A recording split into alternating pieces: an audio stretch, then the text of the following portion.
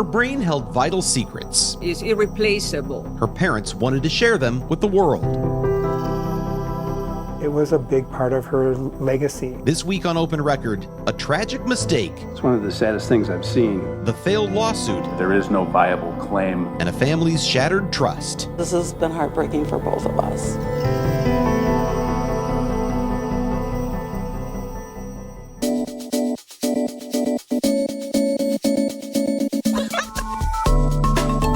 From the Fox 6 studios, this is Open Record. I'm Brian Polson. Open Record's executive producer Sarah Smith is away this week, but I am joined by Contact 6's Jenna Sachs. Hello, Jenna. Hi, nice to be here. We are recording this episode on Thursday, November 20th. Earlier this week, a Milwaukee County judge dismissed a lawsuit filed by the family of 24-year-old Ashton Felons. They sued Children's Hospital of Wisconsin, also known as Children's Wisconsin, after the hospital accidentally discarded their daughter's donated brain. We will hear from Scott and Arlo Felons about their heartbreaking journey and get their reaction to the lawsuit being thrown out. We're also going to hear from the director of the American Brain Foundation about why brain donation for research is so important and how it can serve to make a big difference in treatments for future generations. All of that begins when we come right back. We are back on Open Record. Brian, this is such a devastating story, and I think everyone involved acknowledges that. For those who don't know the background on Ashton and what happened with her brain, can you bring us up to speed, starting with who Ashton was and why this brain is important? Yeah, I mean, if you're a regular Open Record watcher and listener, you may remember back in May we talked about this, but if you haven't heard before, Ashton Felons of Menominee Falls, Wisconsin, was born with something called Canavan's disease. It's a rare brain disorder that affects the myelin, which is sort of a protective coating around nerves in the brain, and it's a degenerative disease. Children that are born with this, like other similar diseases, are born seemingly normal, without, and healthy, and then they progressively lose function. And ultimately, Canavan's disease is known as sort of the ragdoll disease. Their brains work perfectly well in terms of they can see, their eyes move, but they lose the ability to use their limbs to move their body. They are essentially trapped inside their own body. It's a really tragic disease to begin with. Now, Ashton, when she was diagnosed, of course, for the parents, it's devastating because they're told this is effectively a death sentence. They were told she would probably die by the age of 10. At the age of 3, they were able to enter her into a sort of an experimental treatment program, gene therapy treatment. This was groundbreaking treatment. She was one of, I think it was around 16 children in the country. At 3 years old, she gets surgery. They inject some sort of vector of genes into her brain to see if it can somehow repair or mitigate what's happening with Canavan's disease. And as it turns out, there was some improvement. It was not a cure by any means, and it was never meant to be. But Ashton actually, her life was extended, and she lived until the age of 24. And people consider that a success, given the context of the situation. Absolutely. I mean, more than double the life that they had expected she would have, and more quality of life during some of that time. Certainly not a normal life, a life free of disease, but for the parents and obviously for Ashton herself, what a gift to live 24 years instead of dying at the age of 10. The researcher who actually did the surgery, Dr. Paola Leone, has been very close to the family and was very close to Ashton throughout her life. Of course, she wanted to follow her progress. And she knew that because of the success, what they considered, she calls it a success, that gene therapy had in her brain, that one day when she did pass, they would want to be able to study her brain to see how the genes express themselves, where it was expressed, where it wasn't, and scientific things that are way over my head. But she was excited about the possibilities of what Ashton could do for future generations. And as it turned out, Ashton was the only one of the 16 children who received this therapy who either, one, had that kind of success, or two, also passed in a scenario where harvesting the brain was just a perfect scenario. What is that scenario that would make her different from those other 15? Well, that's what Dr. Leone, we talked to her for our story back in May, and what she said was Ashton, unlike many people who might die of a disease like this, they die outside the hospital. And when you want to preserve something like a brain in a way that it can be studied, that's not an ideal scenario. By the time the person is transported, by the time an autopsy is done, a lot of the parts of the brain that you would want to be able to study, a lot of that functionality is lost. She was in the hospital, and the parents had to make, of course, a gut-wrenching decision, which is it's time to let our daughter go. But she's there in the hospital. They'd already talked to the researcher who said, yes, I'm interested if you would like to donate her brain. If you consent to that, I think this, and the parents said, of course, that's what we want to do. They'd been talking about it actually for a number of years. She's there. The protocols are in place. The dry ice is there. It's the perfect scenario. And Children's Wisconsin conducted the autopsy. They did remove her brain. It's what happened after that, obviously, where this turns so tragic. Before we get to that, I'm curious, can Ashton weigh in on this decision, or is she not capable of understanding what was happening? I think at that point in time, she was not probably able to. She was never verbal, so she couldn't verbalize any consent. I think if you, and we can ask Arlo and Scott about this, because they certainly communicated with their daughter on a level that nobody else could. And I know Arlo said that they talked to Ashton, told her what they were going to do, and that she was in agreement with it. So, and whether that's through eye blinking or gestures or whatever it is, they believe that Ashton was completely on board with the idea of having this legacy after her life. And obviously it meant a great deal to them. So what happens after her brain is harvested and we discover that it's been lost? What took place during that time? Well, and that's the thing that we talked about at length in the first story, because there's a period of time where the felons are really in the dark here. So the extraction happens, and ultimately it's not Children's that's going to do the research. They're just the ones who are doing the autopsy and the removal. Ultimately, the brain is supposed to be packed in that dry ice and then shipped and transported to Ohio, where there's a living biobank. It's a place where they collect things like brain tissue and things, and that is available for researchers for all sorts of diseases. Dr. Leone specifically wanted it for research into Canavan's disease. So it was supposed to be transported there, available for her to access. And I think the felons probably assumed that would happen pretty quickly. But it did not happen? It did not happen quickly at all. In fact, one thing I want to be clear about, because and Children's has made a point of this along the way, the entire brain was not discarded. The brain at autopsy was separated into hemispheres. So one hemisphere was placed in what they call a fixed solution. That is, it's more room temperature. And the other half was frozen. And the frozen portion, according to Dr. Leone, was the one that was the most valuable for future research. She was on the podcast last time and explained more about why. I couldn't tell you why, but in her view, that was the part that really had the secrets that they could unlock for future use. That was the half, unfortunately, that was mistakenly discarded. And how that happened is still somewhat of a question. At least I'm not completely aware of what happened. What we know from Children's statements to us and from some of the documents in the lawsuit that was ultimately filed is that the hospital was going through some sort of a laboratory move. And somewhere along the way, the specimen was discarded mistakenly. The question is, how long did it take for that to happen? Why wasn't the brain shipped right away?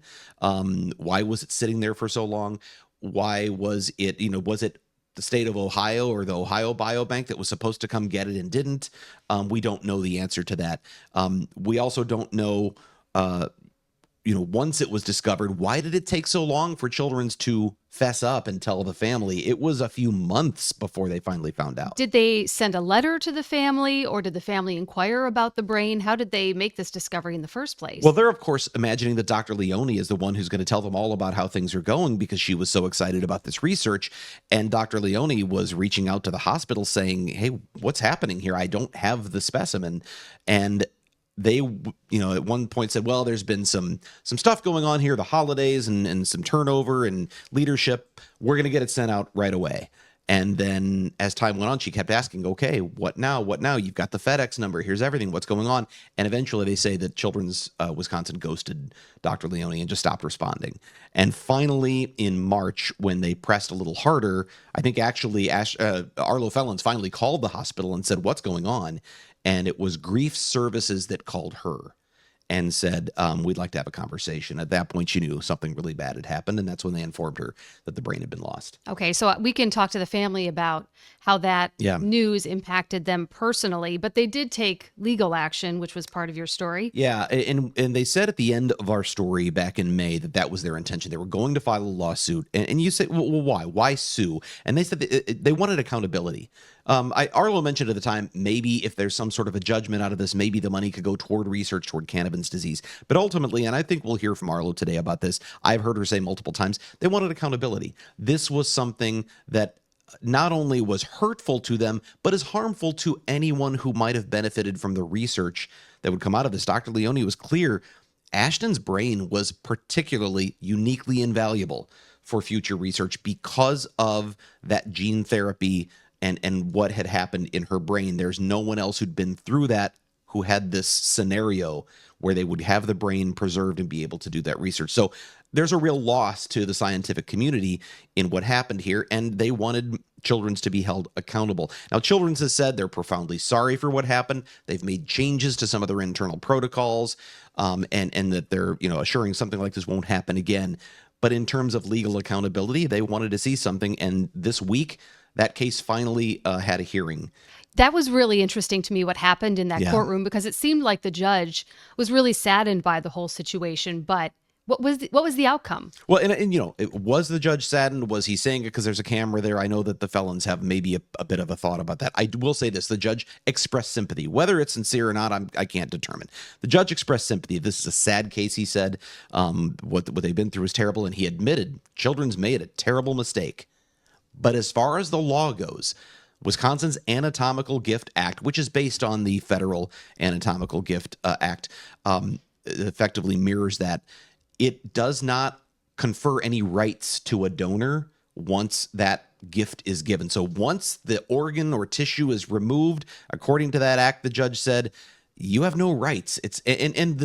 The plaintiffs here, the family and their attorney said, we're not arguing there's a property right. We get it's not property we're concerned about. It's more the personal rights of the family here, that they gave this gift. They gave the consent on the understanding of what would happen, that it would be used for future research. The fact that it was discarded at some point after that gift, they feel, was sort of a breach of that agreement. But the law doesn't speak to that. The law doesn't talk about what happens after it's removed. And for good reason, I think to some degree, if you think about it, maybe someone who's an organ donor on their driver's license, and you go, after the organs have been removed, the family goes, we want them back, or we want money for that. Well, or we don't want them to go to that person. Or we don't want them to go to that like person, whatever it might be. There might be reasons. I think that the law is probably written, and I'm speculating, but I would imagine the intent is to prevent that. Is once you've given it, it's out of your hands, and now it's a gift to someone else, whether it's science or another person. In this case, they're saying, but we wouldn't have given this had we known what was going to happen. And this was clearly an egregious error. Obviously, the law right now doesn't look that way, although they say they do plan to appeal. And not a lot of comparable cases for the judge to review and compare. That's, I think, the real thing here. This is a really tricky case because it's so unique. It's so unusual. And I do believe their attorney sees the possibility of this being maybe a precedent-setting case. Maybe they can convince an appeals court or a higher court that there is some new cause of action here. That is something that they're still exploring, and that's something for maybe a future podcast. But obviously, they're still looking for some sort of accountability. Maybe it's a good time for us to actually see if we can get Arlo and Scott here in on the podcast. We're going to take a break, and we are going to hear from Ashton's parents when we come right back. We are back on Open Record, and we are joined now by Arlo and Scott Felons, the parents of Ashton Felons. First of all, thank you so much for being here on Open Record. Of course. Thank you.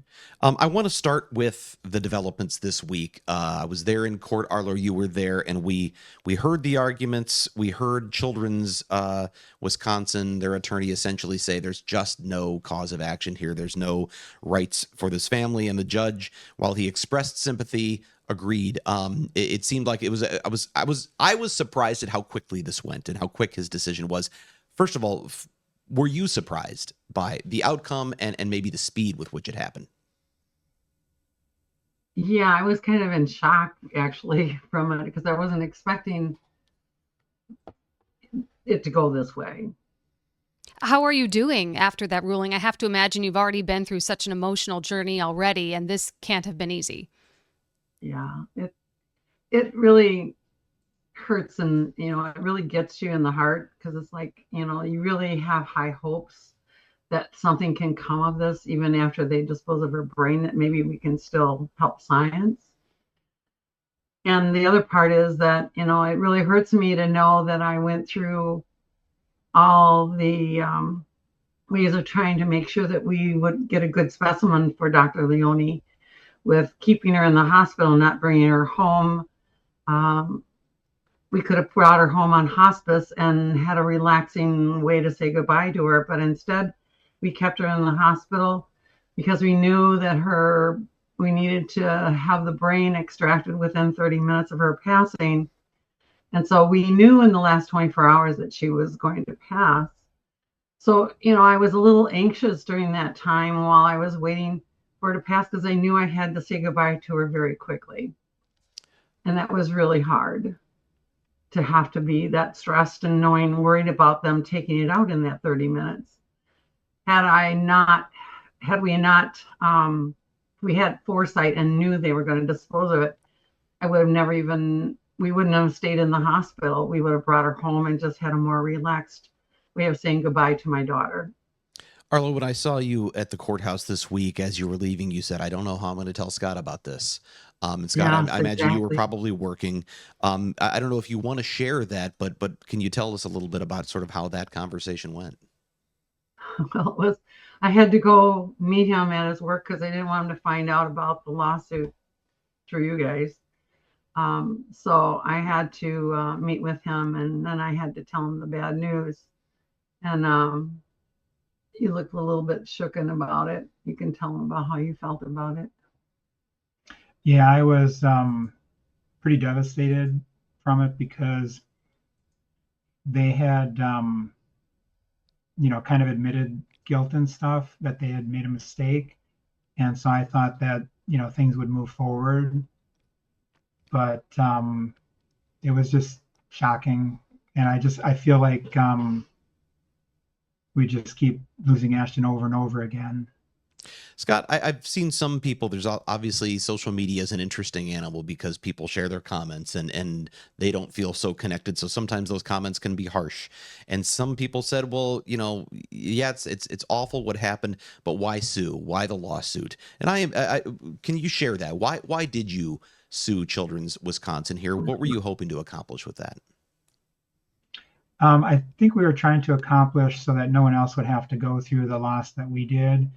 It is such a tremendous loss for research that can't be replaced. Ashton was literally the only child that had gene therapy that we even had a chance of getting her brain post-mortem for studies that could be done. And so I wanted to make sure that they understood the impact that this had on us and the scientific research. Can we talk a bit more about your decision to donate Ashton's brain? Was that a difficult decision for you? How did you weigh, the pros and cons of that decision? Because it's a huge one. It wasn't that hard for us. No? No. What? We knew that because we went through a lot just to put her through the gene therapy back when she was 3. And we knew we needed to give her every chance of having a life. And we had nothing to lose and everything to gain. And then out of the gift from Dr. Leone to give our daughter a longer life with better quality, we wanted to give back to research to help other children be able to have the same gift, but yet have the gift of maybe possibly a cure.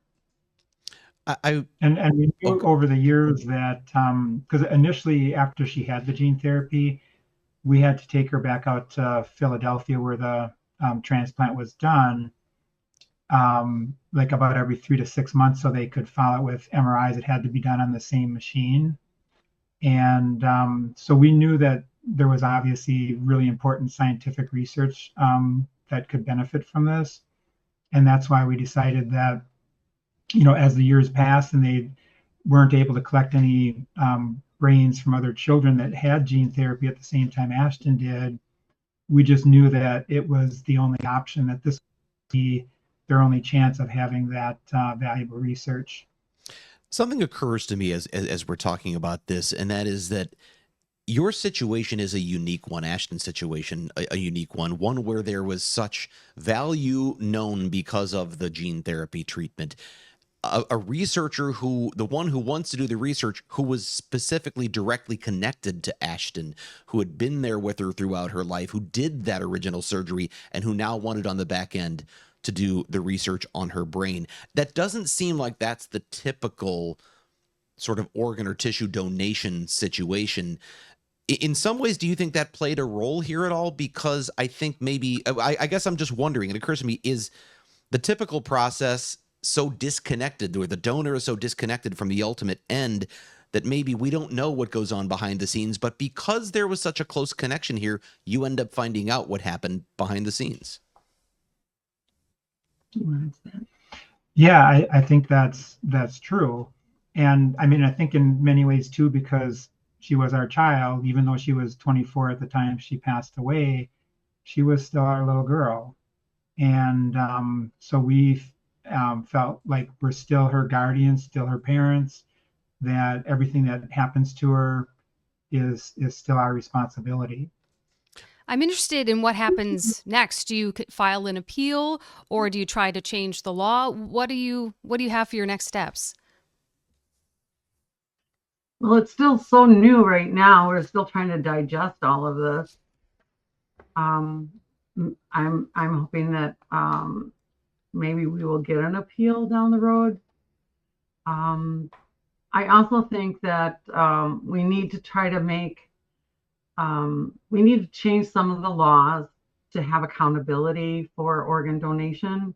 I have so many people that are now telling me that they want to take it off of their driver's license, that they don't want to donate anymore. And I'm really sad about that, because I really think we still need donation.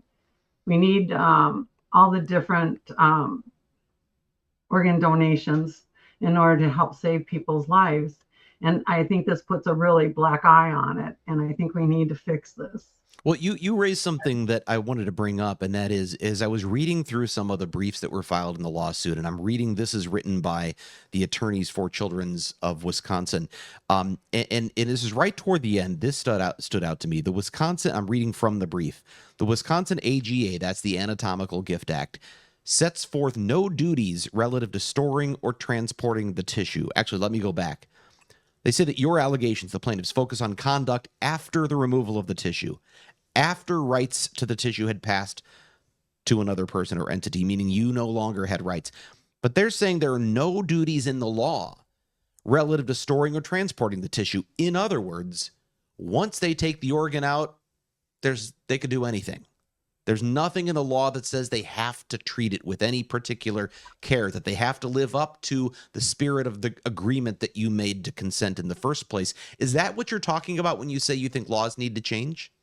Exactly, because I think that people don't realize that issue right there. We had no clue of that either. So I think people are getting educated right now. And I mean, I think about this, I can understand why there might be concerns that if people sort of, if you don't cut the string, that maybe people either won't donate or they'll donate, and then, you know, what science really needs to do might be more complicated. I know one of the phrases that came up in this lawsuit, because I believe it's wording in the Anatomical Gift Act, was good faith.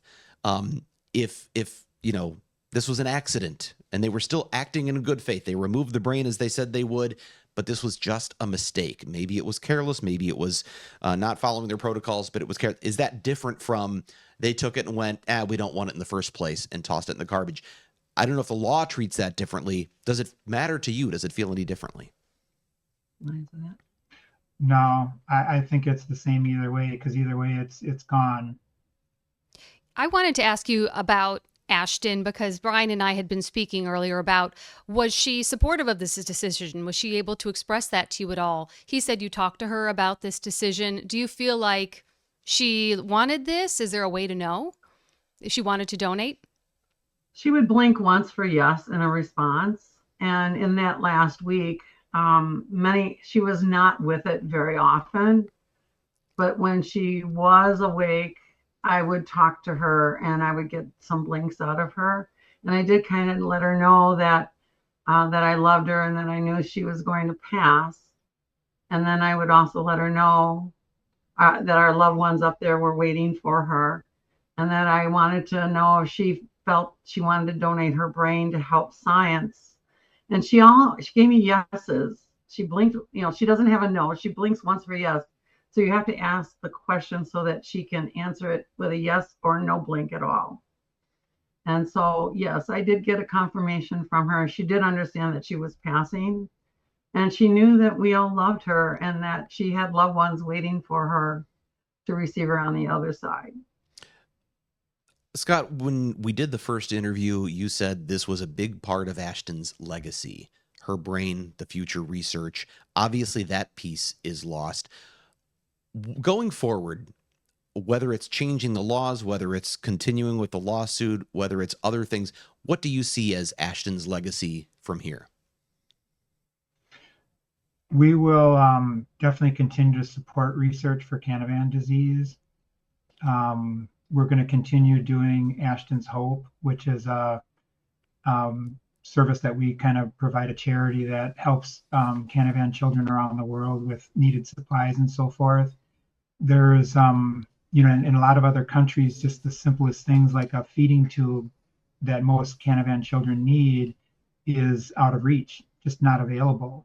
The pumps that are needed to, provide 24/7 induction of food into the feeding tubes, also unavailable in most countries. And so we're providing other Canavan children that need those types of devices with that equipment. We help support even the cost for surgeries if they need surgeries for various reasons. Like a lot of the kids need spinal cord surgeries and stuff to help keep their spine straight and feeding tube surgeries, and surgery to put in feeding tubes. So we're helping to provide, care for that. So that will be a big part of Ashton's legacy. And how can people help? How can people help if they want to be a part of that? They can contact St. Bartholomew Church in Pewaukee. On their website is a way to be able to send donations to Ashton's Hope. And they make it very easy. You just click on it and you can donate to help our children around the world that need to at least have supportive life, to let these families have their children in their life a little longer and to have a little more quality. Well, Arlo and Scott, I imagine this won't be the last time we talk to you. Obviously, there is more to come, but thank you for being here with us today on Open Record. Thank you. Thank you very much. When we come back, we're going to talk to, I'm going to broaden this out a little bit and actually talk about the importance of brain donation. Beyond this specific case, there is a big need, and we're going to talk to someone who knows all about that. Michelle Heritage is the executive director of the American Brain Foundation. We'll welcome her on the podcast right after this. Welcome back to Open Record. We want to welcome Michelle Heritage, Executive Director of the American Brain Foundation, here to Open Record. Michelle, thank you for being here.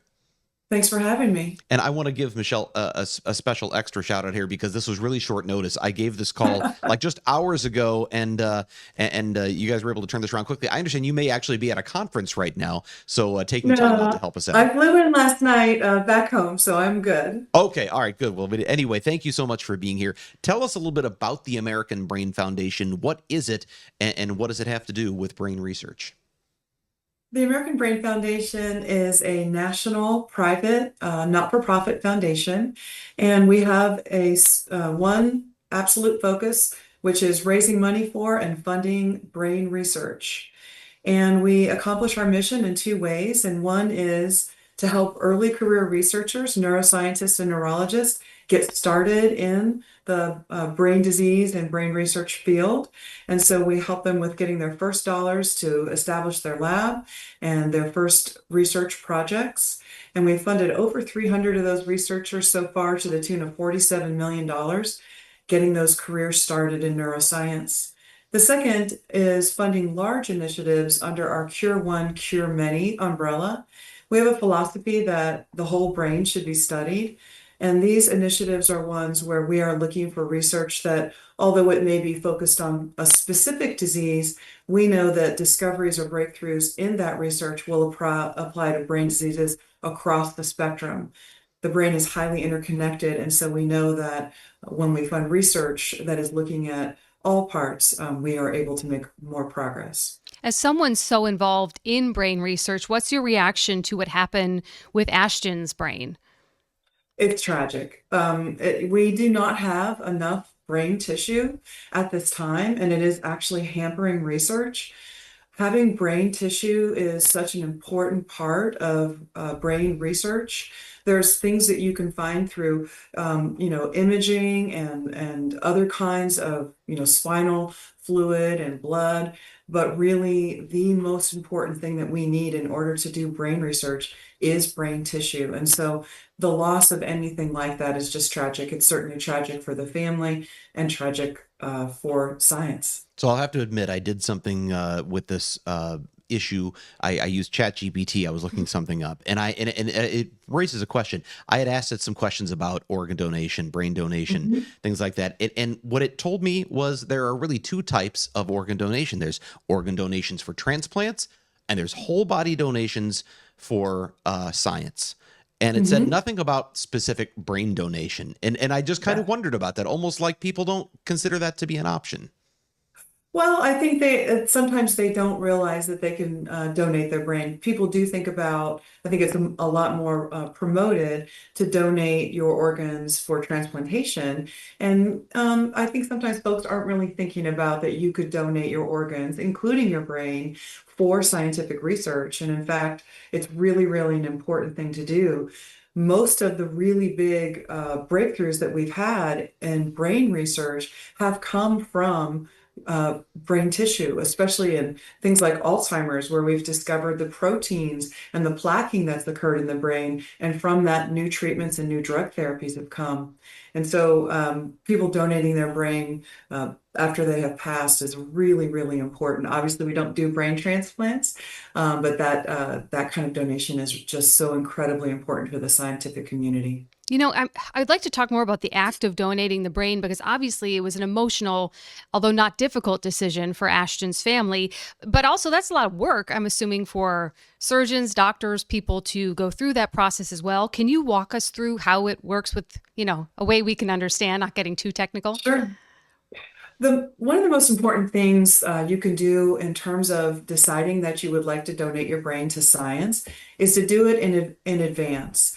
And not wait till the time when your family would have to make that decision. So if at all possible, the best thing you can do is to work with a brain donation bank in advance of your passing, if that's possible. Obviously, that's not always possible. We don't know when that's always going to happen.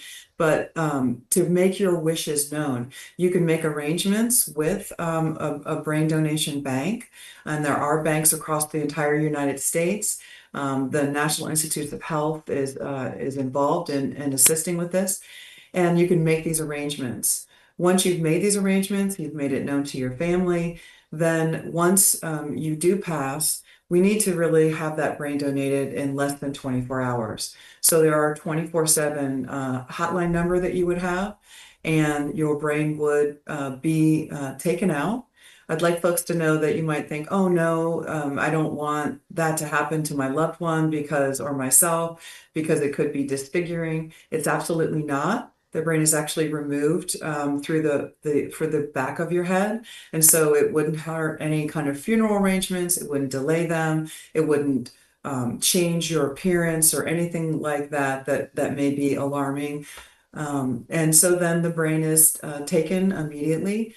And depending on, as you've heard, what's going to be done with it, it could be frozen, it could be put in some various kinds of preservatives and taken to the brain bank. And then that tissue will be shared throughout the network. So one brain literally can make research possible on hundreds of research projects. That's how valuable it is. And as I said already, we don't have enough brain tissue, and it is holding up some forward movement on research. Is it more important to have brains that have gone through disease like Alzheimer's, dementia, or something else, or healthy brains, or are both valuable and important for research? Oh, that's a great question. And the answer is yes to both. And the reason is you want to have brains that have had particular disease states because we want to study those disease states. We want to see what's happening in a brain that's had MS or Alzheimer's or even a traumatic brain injury or autism, schizophrenia, across the brain diseases. What's happening in there and what can we see? And a person who has a typical or normal healthy brain is also important because we can see what those differences look like. And then it allows us with a normal or typical brain to be able to look at how we look at biomarkers, which are early warning and detection signs for disease. How does that look different in a healthy brain versus a brain that may be having a disease? So both are very, very important in terms of the ability to move forward on research. And I will say this, brain disease is one of the most common challenges for people. And 1 in 3 people across the United States is going to experience a brain disease in their lifetime. And that means that virtually 100% of us are either going to have a brain disease or we're going to love someone and care about someone who does. And some of the challenge with, particular brain diseases is they really do start to steal your humanity. The kinds of things that it does to your body, your personality, your awareness is so incredibly devastating. And so really getting breakthroughs and cures for these diseases is so incredibly important. And this brain tissue is really a pivotal thing that is needed to make this research possible. For the families of those who donate, do they have a right to find out what happens to it afterward? Are they notified, or is it just kind of an act of trust that it's sent out and it's available to whoever may want it? Generally, when brain tissue goes to a brain bank, it depends on I think the policies of the brain bank about how much they're working with that person. I do know that one of the things that can happen is sometimes people have suffered a brain disease and you're not completely sure. Some diseases can't be completely diagnosed until after the person has passed and you examine their brain tissue. And so there is some communication back, I do know, in terms of post-mortem examinations to tell a family, this is the disease your loved one had, or this is what was happening with them, which can give families some great closure. But in terms of following the tissue and the organ across all the places that it could be shared, I think that would be really, really difficult because, as I said, one brain could be used in hundreds of studies. Well, my understanding is that also that data is essentially anonymized for the purposes that you don't have researchers out there know who this came from, right? Basically, what you have is information about the patient. Because the brain researchers are going to want to know the demographics of the patient, what kind of disease process they experience, their age, their gender, and many, many other things. But in terms of identifying them by their name, no, that's not something that would be part of what would be known about people for researchers. Michelle, I read some comments on social media about this story, and there were some people who said, this is why I don't donate my organs, or yeah. I don't think people should donate because of experiences like this. What are your thoughts on that viewpoint? I think what happened here is a tragedy and obviously is an anomaly. This is not what is typical. And I would hate to have a very atypical situation, something that is very far outside the norm, dictate what would be such incredibly helpful, really, really important things to do in terms of donating your brain and frankly other things to science. If we don't have the ability to examine brains and brain tissues, our ability to cure things like Parkinson's and Alzheimer's and MS and even schizophrenia and autism is severely compromised. And so I would say to people, please don't let something that is atypical, that doesn't happen, that's so outside the norm, dictate your decision on this. I would just urge people not to do that. Last question I want to ask you. If somebody watches this and they go, you know what? I think I want to do this. How do you donate your brain? So what you can do is you can actually get on our website, AmericanBrainFoundation.org.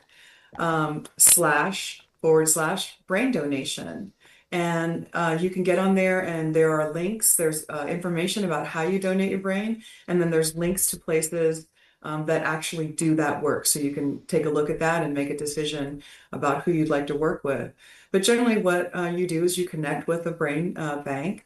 There's also a clearinghouse at National Institutes of Health around brain donation, and you work with them, and they will take you through the entire process of the consents and how, when the time comes for that donation to be done quickly. As I said, it needs to be in less than 24 hours. And they will take you through the entire process of how it's done. Well, Michelle Heritage, Executive Director of the American Brain Foundation, we really appreciate your time here on Open Record. Thanks for being with us. Thanks for having me, and thanks for covering this very important topic. We will go off the record right after this. It is time for us to go off the record. This is the part of the podcast where we get a little more casual and have a little fun by answering a question that usually Sarah has for us. She's not here. She usually gives me one. She did not. So it's from your brain. It is. This is from my brain today. And actually, it's timely because Black Friday, by the time this is published, we're just not far away at all from Black Friday. It has changed over the years. Yeah. And I am curious how you feel about and how it has impacted how you shop.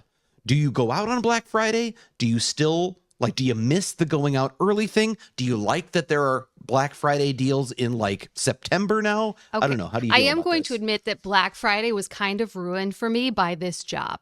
So if you're ever a general assignment reporter working on Black Friday, you're going to end up covering it, or you're going to stand outside a store on Thanksgiving night. Back when there used to be lines. I would stand outside Best Buy Yeah. or the mall But you and were talk to working. people in Okay. line, and watching them all rush in, and doing that story kind of took the fun out of it. I'm not going to lie. But no, I mean, I don't really do Black Friday anymore unless it's online shopping, and that's not really Friday. That's Cyber Monday. And it's kind of a season now, right? I think what I'm saying. Amazon already started. So my thing is that there's a saying that Amanda St. Hilaire, co-investigator and Fox 6 News manager, will often say is if everything's the lead story, nothing's the lead story. Right. If every day's Black Friday, there is no Black Friday. That's how I feel like they ruined Black Friday. Yeah, I mean, I didn't like the waiting at night part. Some people did, and I will stand up for those families that did it together. They always got a bad reputation. You should be with your family on Thanksgiving. I saw plenty of people with their families in those lines the workers, together. though, I will say the workers, the workers are the that's ones fair. who I had to cut out of Thanksgiving early because I've got to be in at midnight to get the shelves and ready watch and whatever. people fight over a television Right. set. Yeah, I mean, the first one I remember was was it Tickle Me Elmo? Yeah, And my everybody sister was got one of stomping. those. Did she stomp over anyone to get a Tickle Me Elmo? No, but she got one Okay. for Christmas. And I remember her being too old for a Tickle Me Elmo, but it was actually kind of cool Yeah. for teens even at that time. Dave, did you were you a go out and wait early in the morning Black Friday guy? You know me pretty well. What do you think? I think no way. I think you thought those people are ridiculous, and you actually probably Completely. Yeah, I've never shopped on Black Friday ever. Okay, so see, I did because I liked the sort of sport of it. Mm-hmm. You go. So the thing is, it's cold, it's dark, it's early in the morning, and you go get a coffee. You've got a warm coffee in your hand. You're waiting on the line. Everybody's outside the store. Then they started doing it where we don't want people out in the cold. We'll let them be in the store. Sure. And now you're standing in an aisle waiting, and that just felt like here's a line over here for the TV, a line over here for the air fryer, a line over here for the whatever, and that game system that didn't seem as fun to me. You just want to body check somebody and get a red card. Yeah. Right. Well, if you can turn it, Black Friday is a sport in a way. I was once in a Walmart, which I think is probably the ultimate Black Friday chaos spot. experience.